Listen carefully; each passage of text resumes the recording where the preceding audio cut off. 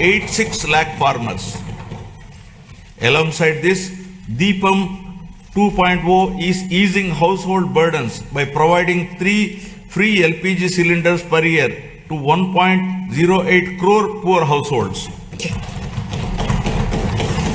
15,941 teacher posts through Mega DSE 2025 and 5,757 constable posts have been filled.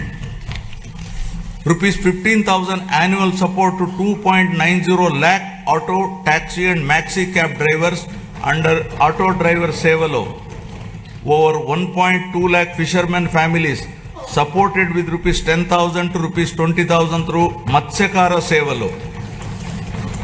Over 1 lakh handloom and powerloom weaver families will receive free electricity up to rupees 200 to and 500 units per month respectively from April 1.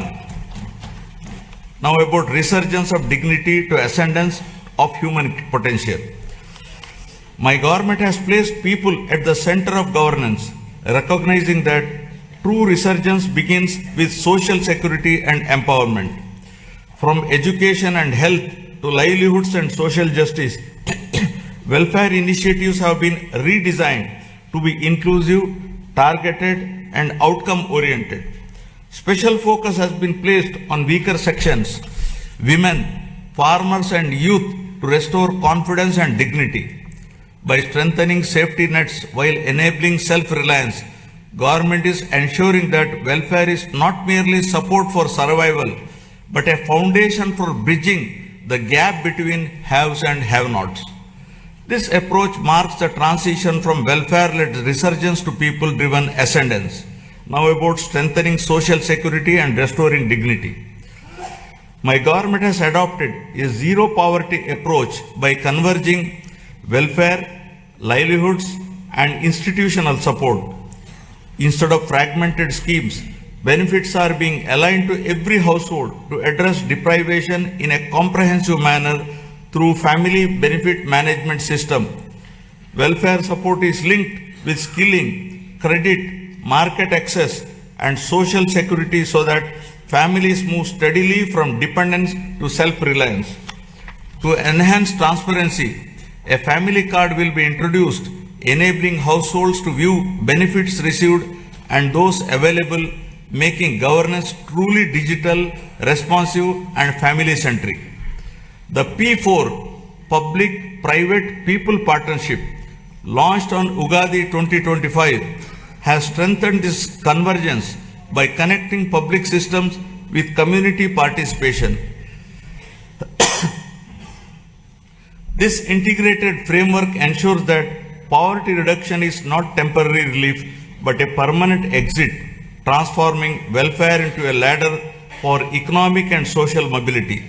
So far, over 1 lakh Margadarshis, those with means, experience and opportunity have voluntarily adopted 10.30 lakh Bangaru Kutumbalu, working family by family to eliminate deprivation, restore dignity and rekindle hope.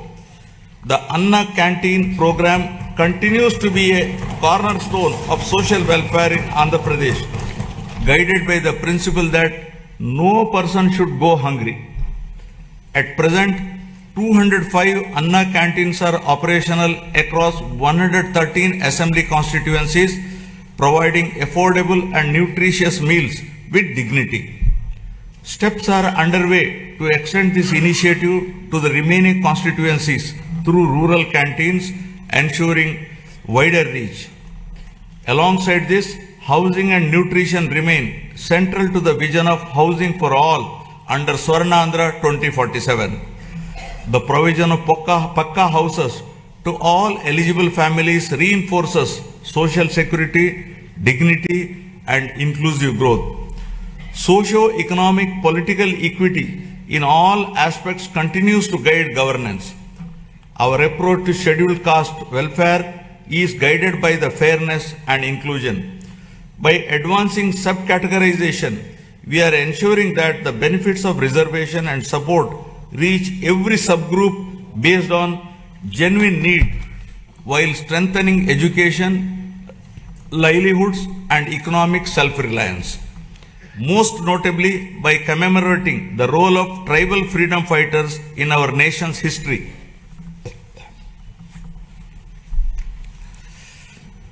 Backward classes are central to our vision of strong and inclusive Andhra Pradesh.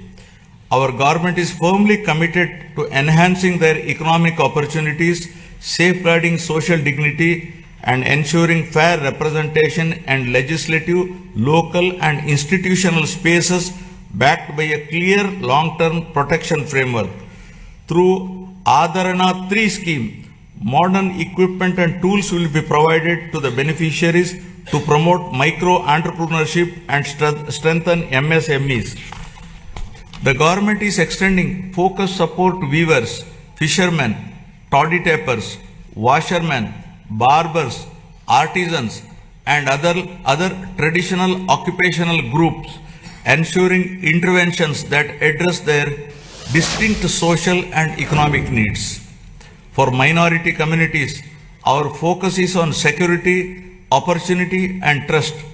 Alongside strengthening educational and economic support, we are taking firm steps to protect Waqf properties and ensure transparent governance so that development reaches every household with confidence and dignity.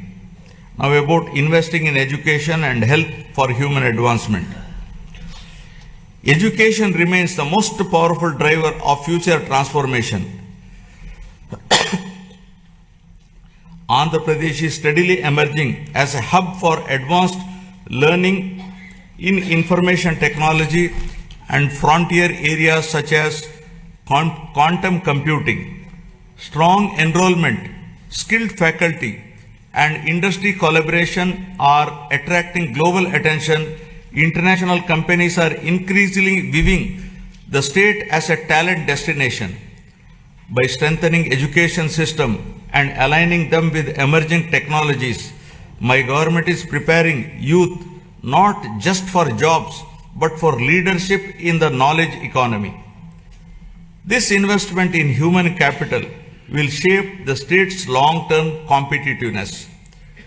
To strengthen this ecosystem, the government is modernizing technical and vocational education by upgrading training infrastructure, introducing digital classrooms, immersive learning environments, and advanced technologies such as AR/VR based training in select institutions.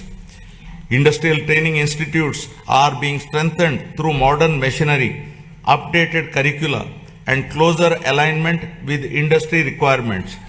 In addition, national level institutions, including specialized institutes for women and persons with disabilities, are being planned to expand access and inclusivity. Together, these initiatives are building future-ready workforce capable of driving industrial growth, innovation, and sustained employment across Andhra Pradesh. Health, welfare, and development are being pursued as interconnected pillars. Health security is being strengthened through financial protection and systemic reform so that access to care does not push families into distress. A flagship intervention in this effort is the Sanjeevani program, which has emerged strengthened through financial protection and systemic reform so that access to care does not push families into distress. A flagship intervention in this effort is the Sanjeevani program, which has emerged as a powerful model for last mile healthcare delivery. Through telemedicine hubs and community level across points, Sanjeevani enables timely medical consultations, follow-up care, and specialized support, particularly for the elderly and vulnerable. Alongside this, preventive care, early diagnosis, and outreach are being expanded. With support from the Gates Foundation, data-driven approaches are improving maternal and child health, nutrition, and disease surveillance, shifting focus from treatment to wellness and resilience. My government is strengthening public health care through the rollout of a comprehensive electronic health record system aligned with Ayushman Bharat digital mission standards across all network hospitals under Dr. NTR Vaidya Seva Trust. This will enable citizens to securely access digital personal health records, ensuring continuity of care and improved clinical outcomes. A universal health coverage scheme is being introduced to provide comprehensive health insurance of rupees 2.5 lakh to every individual resident of the state. Simultaneously, cashless healthcare is being provided to 1.43 crore BPL families with financial protection of up to 25 lakh per family per year, including high-end treatments such as cancer care and bilateral cochlear implants surgery without any ceiling limit. Recognizing the demographic transition underway, the government of Andhra Pradesh has introduced a comprehensive population management framework as an evidence-based response to declining fertility and rapid population aging. With the state's total fertility rate at around 1.5, well below replacement level of 2.1, the focus has shifted from population control to sustainability. Measures such as enhanced maternity benefits, removal of the two-child cap in local elections, and extending Talliki Vandanam to all children underscore this commitment. I am appealing to this August House to evolve proper policy for population management. The year of